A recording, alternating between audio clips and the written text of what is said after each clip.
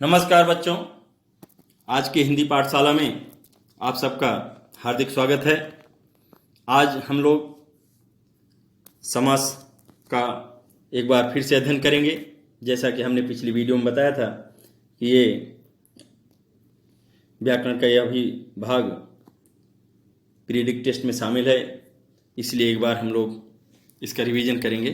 तो आज हम समास का अध्ययन करते हैं, जिसको अंग्रेजी में कंपाउंड भी कहते हैं। परिभाषा देखिए, समास का तात्पर्य है संक्षिप्तीकरण। दो या दो से अधिक शब्दों से मिलकर बने हुए एक नवीन एवं सार्थक शब्द को समास कहते हैं। जैसे रासोई के लिए घर, इसे हम रासोई घर भी कह सकते हैं। संस्कृत एवं अन्य भारतीय भाषाओं में समास का बहुतायत में प्रयोग होता है। समासिक शब्द समास के नियमों से निर्मित शब्द समासिक शब्द कहलाता है। इसे समस्त पद भी कहते हैं।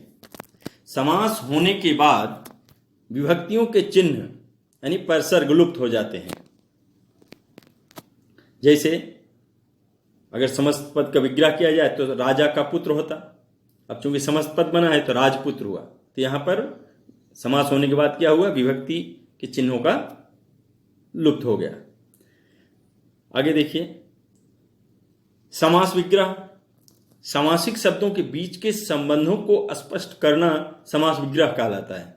विग्रह के पश्चात समासिक शब्दों का लोप हो जाता है, अर्थात जब समस्त पद के सभी पद अलग अलग किए जाते हैं तो उसे समास विग्रह कहते हैं। जैसे यहां राज धन पुत्र लिखा है, यानी विग्रह किया तो राजा का पुत्र। पूर्व पद और उत्तर पद, यानी समास में दो पद होते हैं, यानी पहले पद को पूर्व पद कहते हैं और दूसरे पद को उत्तर पद कहते हैं। जैसे गंगा जल, तो इसमें जो गंगा है, गंगा पूर्व पद और जल उत्तर पद है। समास के भेद, समास के 6 भेद होते हैं। तत्पुरुष समास, अव्ययीभाव समास, कर्मधारय समास, द्विगु समास, द्वंद्व समास और बहुव्रीहि समास। तत्पुरुष समास देखिए, जिस समास का उत्तर पद यानी दूसरा पद प्रधान होता है और दोनों पदों के बीच से कारकों के परसर्ग हट जाते हैं, उन्हें तत्पुरुष समास कहते हैं। जैसे देशवासी, देश का वासी, तुलसीकृत, तुलसी द्वारा कृत, राजकुमार, राजा का कुमार, शरणागत, शरण में गत, दानवीर, दान में वीर, आप बीती, आप पर बीती। तो इस तरह से हम देखते हैं कि तत्पुरुष समास के विभक्तियों के अनुसार 6 भेद हुए हैं, क्योंकि कारक विभक्ति के अनुसार इसके 6 भेद। पहला है कर्ता और अंतिम संबोधन की विभक्तियों का, यानी इस तत्पुरुष समास में प्रयोग नहीं होता है। तो देखिए, पहला है कर्म तत्पुरुष, यानी कर्म कारक की विभक्ति को का लोप। जैसे माखन चोर है तो इसमें माखन को चुराने वाला, यानी को विभक्ति गायब है माखन चोर से। गगनचुंबी, गगन को चूमने वाला। अगला है करण तत्पुरुष, करण कारक की विभक्ति से या के द्वारा का लोप हो जाता है। ये स्वरचित, अपने द्वारा रचित। अकाल पीड़ित, अकाल से पीड़ित। तत्पुरुष समास के अगला भेद संप्रदान तत्पुरुष, यानी संप्रदान कारक की विभक्ति के लिए का लोप। सत्याग्रह, सत्य के लिए आग्रह, यानी सत्याग्रह में के लिए आग्रह जो है, यानी के लिए शब्द जो है विभक्ति, उसका लोप है सत्याग्रह में। नाट्यशाला, नाटक के लिए शाला, यहां ला हमें ध्यान रखना है, ला अपना हिंदी वाला ही लिखना है। अपादान तत्पुरुष, अपादान कारक की विभक्ति से का लोप। देश निकाला, देश से निकाला। गुणहीन, गुण से हीन। अगला भेद है तत्पुरुष समास का संबंध तत्पुरुष, संबंध कारक की विभक्ति का की के का लोप। जैसे है इसमें उदाहरण, सेना नायक, सेना का नायक। पराधीन, पर के अधीन, पर यानी दूसरे, हम दूसरे के अधीन भी लिख सकते हैं। बैलगाड़ी, बैल की गाड़ी। मृत्युदंड, मृत्यु का दंड। अधिकरण तत्पुरुष, अधिकरण कारक की विभक्ति में 2 विभक्ति होती, में और पर का लोप होता है समस्त पद से। नीति कुशल, नीति में कुशल, शरणागत, शरण में आगत।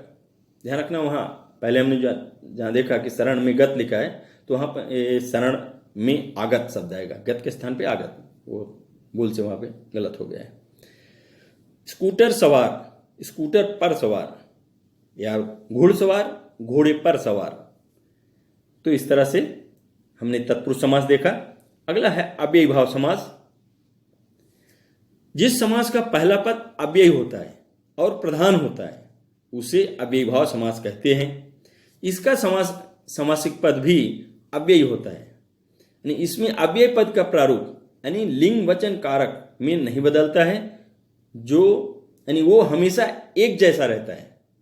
कई बार एक शब्द की दो बार आवृत्ति से भी अव्यय बनते हैं तथा इन्हें भी अव्ययी भाव समास के अंतर्गत गिना जाता है।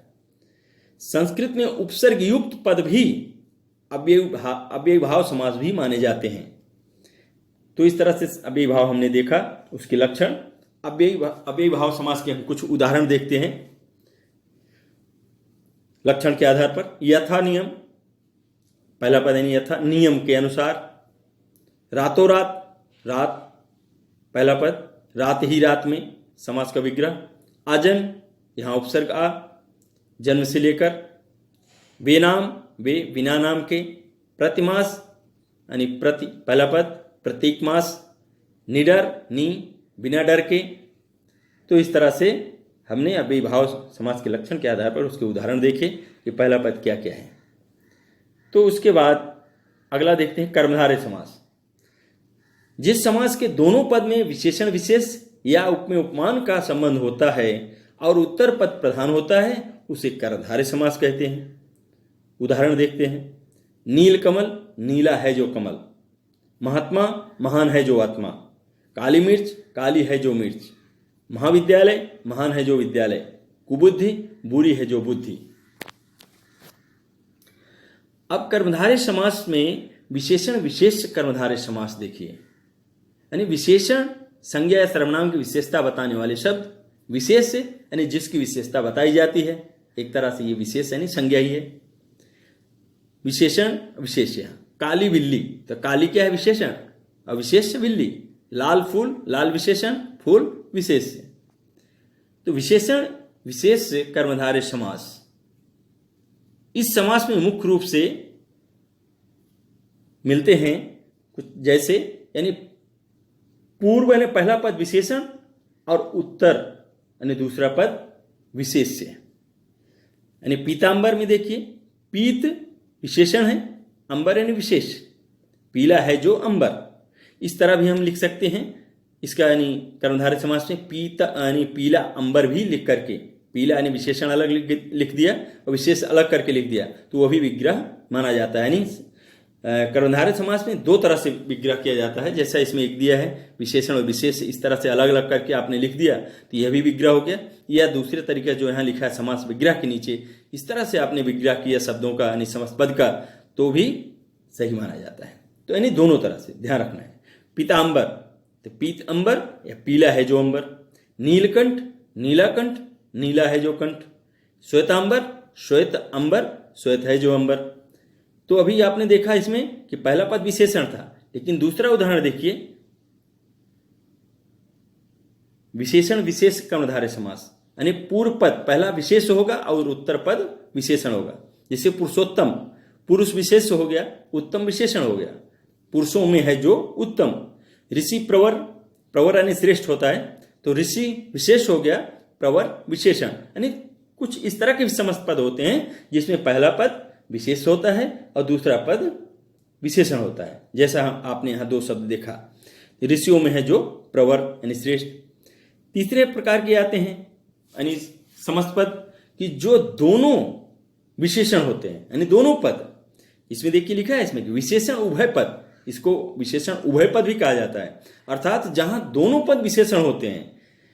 यानी जैसे उदाहरण है श्याम सुंदर, श्याम पूर्व पद और उत्तर पद सुंदर, यानी दोनों विशेषण है।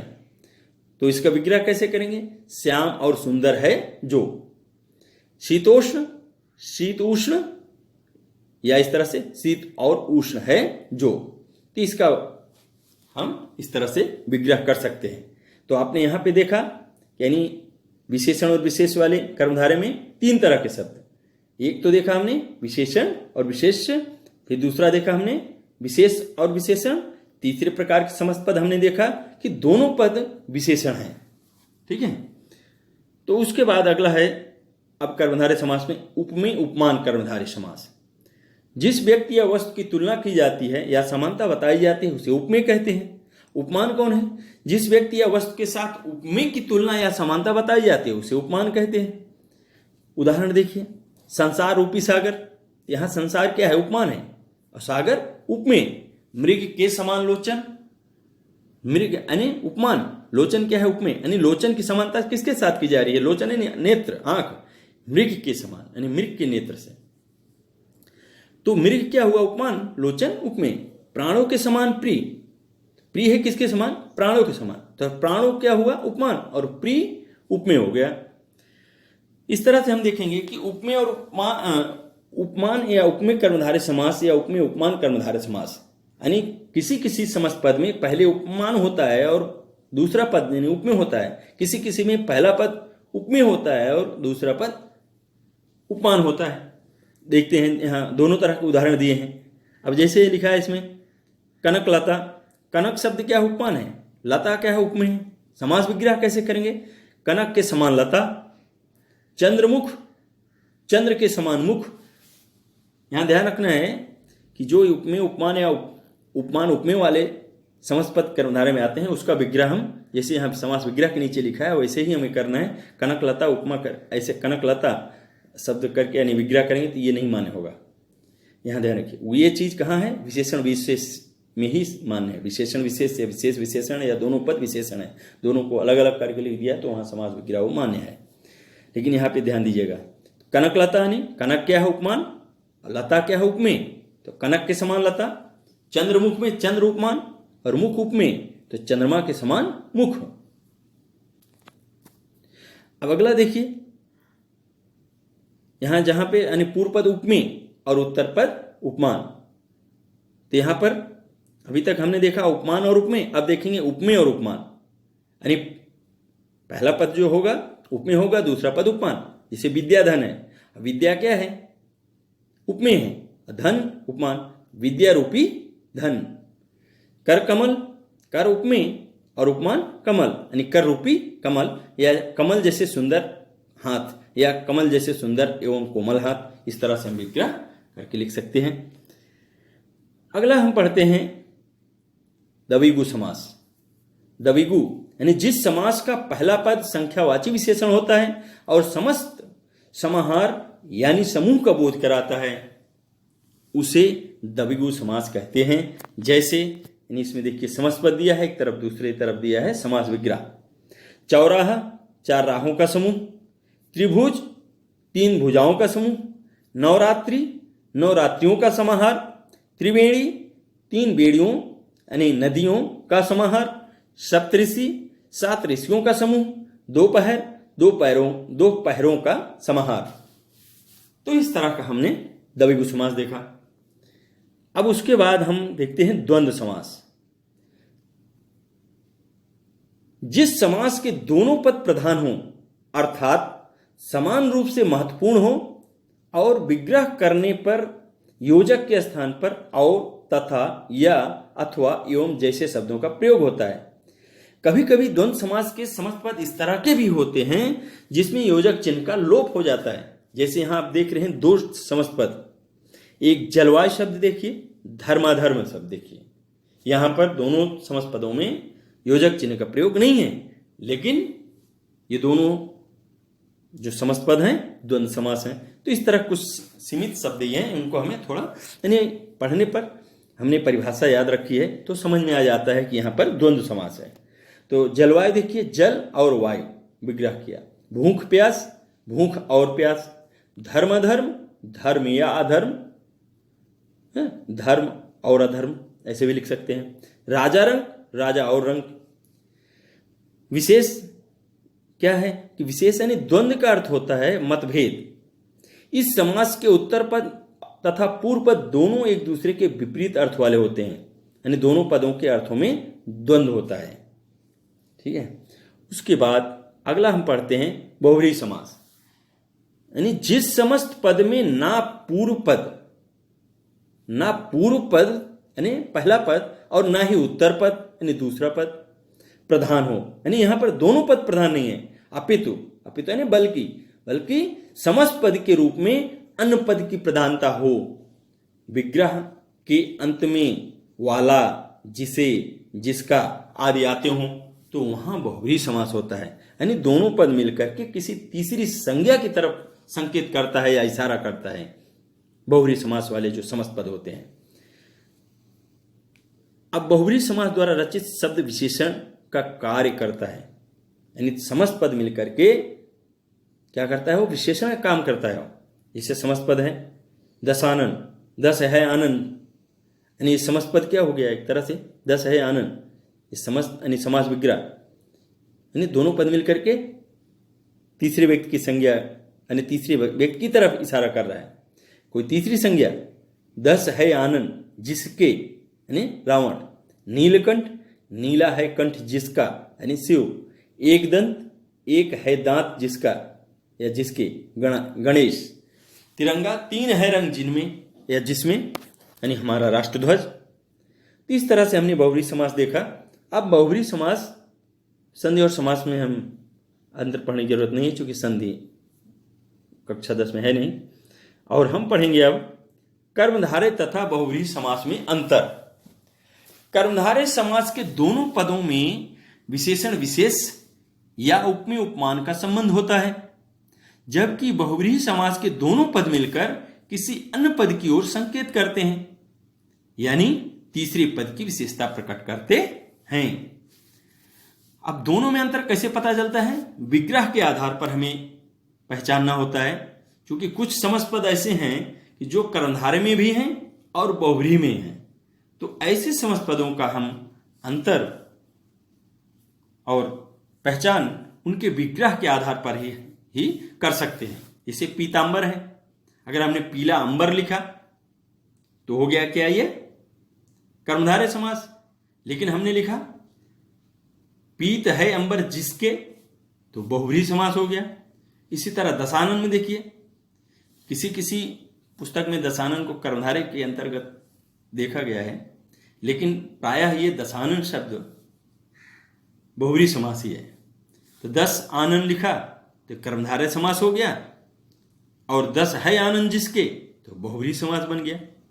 महात्मा, महान आत्मा या महान है जो आत्मा, मैंने आपको बताया कर्मधारय समास आगे पढ़ाते समय कि कर्मधारय समास में दो तरह से विग्रह किया जा सकता है, उसको आप ध्यान दीजिएगा। तो यहाँ महान आत्मा यानी विशेषण और विशेष को अलग अलग करके लिख दिया, तो इस तरह से विग्रह हो गया। या हमने लिखा महान है जो आत्मा, तो इस तरह से भी कर्मधारय समास में विग्रह किया जाता है। अब दूसरा देखिए, महात्मा, महान है आत्मा जिसकी, अगर इस तरह हमने विग्रह किया तो यहाँ कौन सा समास लिखेंगे? बहुव्रीहि समास। यानी व्यक्ति विशेष कौन है? महात्मा। महात्मा शब्द किसके लिए प्रयोग होता है? महात्मा गांधी के लिए। तो इस तरह से हमने कर्मधारय और बहुव्रीहि समास में अंतर देखा। अब हम पढ़ेंगे द्विगु समास और बहुव्रीहि समास में अंतर। द्विगु समास में समस्त पद का पहला पद संख्यावाचक विशेषण होता है और दूसरा पद उसका विशेष्य। परंतु बहुव्रीहि समास में समस्त पद ही विशेषण का काम करता है, यानी समस्त पद मिलकर के किसी तीसरी संज्ञा की तरफ इशारा करता है, अन्य पद की तरफ संकेत करता है, जो भी आप जैसा भी आप समझे। तो चतुर्भुज जैसे इसमें 4 भुजाओं का समूह, इस तरह से अगर विग्रह है तो हो गया ये द्विगु समास। अगर लिखा है 4 भुजाएं जिसकी, ये समस्त पद मिलकर के तीसरी संज्ञा की तरफ इशारा कर रहा है, हो गया बहुव्रीहि समास। त्रिफला 3 फलों का समूह, द्विगु समास। और त्रिफला 3 फलों का मिश्रण अर्थात चूर्ण, तो बहुव्रीहि समास। 12 सिंगा 12 सिंगों का समूह, तो द्विगु समास हो गया। 12 सिंगा 12 है सिंह जिसके, ने एक विशेष प्रकार का यानी एक जानवर, बहुव्रीहि समास। तो हमें ध्यान रखना है कि कर्मधारय बहुव्रीहि में और द्विगु समास और बहुव्रीहि समास में अंतर में कि क्या उसमें अंतर है। तो इस तरह से हमने दोनों में अंतर का अध्ययन किया। आशा रखता हूँ कि आप लोग इसका अध्ययन करेंगे, इसको अच्छी तरह से यानी देखेंगे, और इसके लिए हम एक गूगल फॉर्म में एक प्रश्न पत्र भी बना के भेजेंगे। इसको देखने के बाद आप लोग उसको हल कीजिएगा, उससे आपको पता चलेगा कि आपने इस वीडियो को कितना देखने के बाद कितना समझा। तो आज इन्हीं शब्दों के साथ मैं अपनी वाणी को विराम देता हूँ। अगली वीडियो में, चूंकि अभी कविता मनुष्यता के 3 ही छंद हमने पढ़ाया है, अगली वीडियो में हम चौथे छंद से लेकर 8वें छंद के भावार्थ का अध्ययन करेंगे। धन्यवाद।